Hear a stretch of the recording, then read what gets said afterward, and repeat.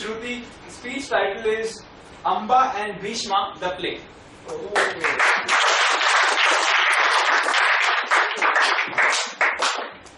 Good morning, everyone. Good morning.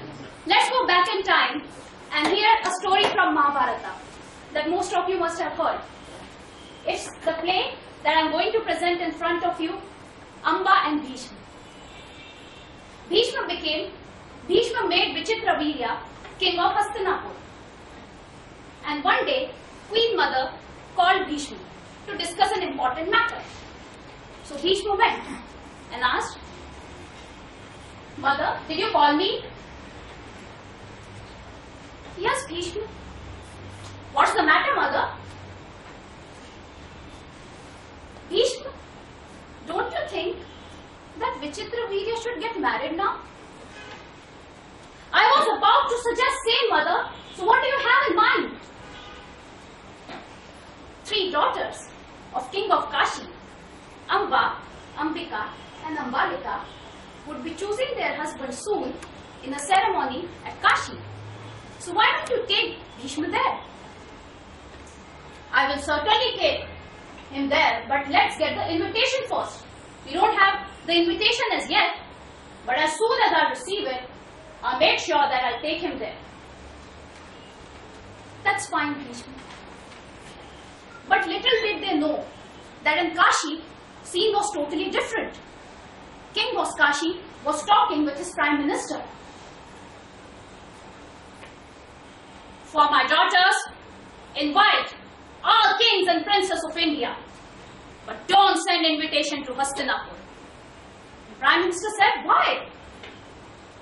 "Because King Shantanu of Hastinapur ridiculed marriage proposal of my sister with Devvrata. And wounds of humiliation are still sore in my heart, and this is the time to take the revenge. So invite everybody, but Hastinapur must not be invited." When Bhishma heard this, he was outrageous. He went straight to Queen Mother and said, "I won't tolerate it." "What's the matter, Bhishma?" "It's a grave matter, Mom." "What happened?"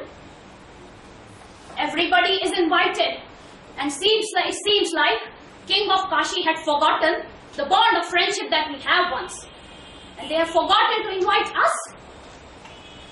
"So what, Bhishma? Are these the only princes left in the country?" "No, Mother. But don't forget, if we face this humiliation now, we would fear loss of face in front of people. So it's important that I must go there and get those 3 princes for Vichitravirya. I'm going there." "Well, Bhishma, if you are determined to go, then you have my blessings with you." So, Bhishma went straight to Kashi to get those 3 princes for Vichitravirya. But little did they know that Amba was having a love affair with Shal, king of Shal, and they had decided that they will get married to each other in a secret pact. There arrived the D-Day with all kings and princes of India present there at Kashi. And Bhishma arrived at the venue. 3 princes were present there too, Amba, Ambika and Ambalika. And suddenly, the soldiers announced, "Attention! Bhishma is here." And King said, "This assembly is only for invitees." Bhishma said, "I am here to represent Vichitravirya, who had been ignored and insulted by you. And I am taking all these 3 princes with me back to Hastinapur, because none of you present here is worthy of marrying these princes. So permit the princes to leave." Thus he took all 3 princes and went back straight to Hastinapur and Queen Mother and announced, "Mother, here are 3 lovely brides. She is Amba, she is Ambika, she is Ambalika." And Amba said, "Your Majesty, I have a request to make." "Amba, call me Mother." "But my request is to Her Majesty." All right, Amba, say what's the matter? Your Majesty, when Bhishma came to Hastinapur, I was committed to marry Shalraj. I had already chosen him as my husband. But Bhishma, he abducted me. What are you saying, Amba? Why didn't you tell this to me there? Because I was thinking about morals and traditions and name of my family and my father's reputation. So I kept quiet. Oh, in that case, you cannot marry Vichitravidya. But don't despair, princess. You can go back to Shalraj. I'll send you back there with respect and honor. Thank you, Bhishma. Thank you, mother. And with great pride and honor, Jewel Princess departs to meet Shalraj. But destiny had something else in store for her. When she met Shalraj, this is what Shalraj told her. Tell Bhishma that by sending you here, he has insulted me and humiliated you as well. But what's the matter with you, Shalraj? When Bhishma learned that I love you, he sent me back to you. No, Amba. He has won you after defeating all of us. So, Kshatriya code of conduct says that you belong to him, and I cannot marry you. But, Shalraj, I am not a kingdom to be won or lost in a battle. I am not something to be given away in charity. When I have a right to choose my life partner, I choose you as my life partner. What's the matter with you? Amba, I am very grateful to you for this. But you have to go back to Bhishma. I'm sorry, I cannot marry. So Princess was dejected. She had nowhere to go. She was lonely. And the only ray of hope she felt could be seen was back to Hastinapur. And she rushed back to Hastinapur to King Vichitravirya in presence of Bhishma and said, King, I am here to seek justice. Vichitravirya said, justice shall be granted, princess. Tell me. When I was about to marry in the ceremony, I had chosen Shalraj as my husband. But Bhishma abducted me. And he sent me back to Shalraj when he learned the whole thing. So what's the matter? Shalraj has refused to accept me. I was humiliated. Oh, that's a grave matter. Don't worry. We'll send our army to avenge this humiliation. No, King.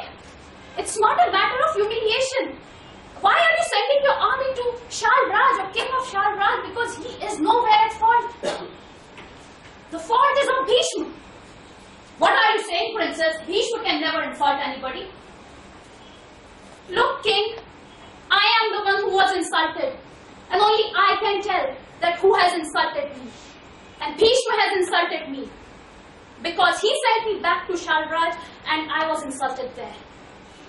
So, King, in front of all of you, I beg you to announce and to give the order of accepting Bhishma as my wife and perform his duty as a true Kshatriya. What are you saying, princess? I am bound by oath never to marry for my entire life. I cannot marry you. That's what Bhishma said. But Bhishma, why did you got me here if you were not interested in marrying me?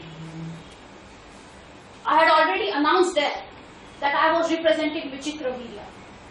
So if you want to marry, you can marry Vichitravirya, but I cannot marry you. Bhishma, what are you saying? While my sisters have accepted Vichitravirya as their husband, I don't accept him as my husband. I choose you as my husband. So you have to marry me. No, don't make unreasonable judgments. I cannot marry you, Amba. I'm sorry. I am bound by the oath.